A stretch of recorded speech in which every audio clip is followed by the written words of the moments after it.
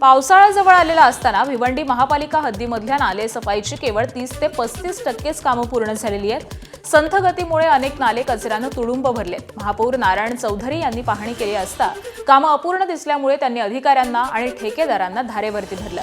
हलगर्जीपणा करणाऱ्यांची बिलं रोखून ब्लॅकलिस्ट करण्याचा इशारा देखील दिलाय। तर पाहणीवेळी एका समाजसेवकानं नाले सफाईचा निषेध म्हणून थेट नाल्यामध्ये उडी घेतली। पावसापूर्वी कामं न झाल्यास सखल भागामध्ये पूर परिस्थितीची भीतीही व्यक्त होती। आज जी मी पाणी चालू आहे, आज माझ्याकडे माझ्या ऑफिशियल रिपोर्ट आहे का 30% झालेली आहे। पण आज मी नाल्यावर पाहताना असं वाटतंय का खरोखरच काम झालेलं नाहीये। कारण खरोखर शर्मेची बाब आहे, आपल्याकडे पैसा वेस्ट कशासाठी करतो आपण।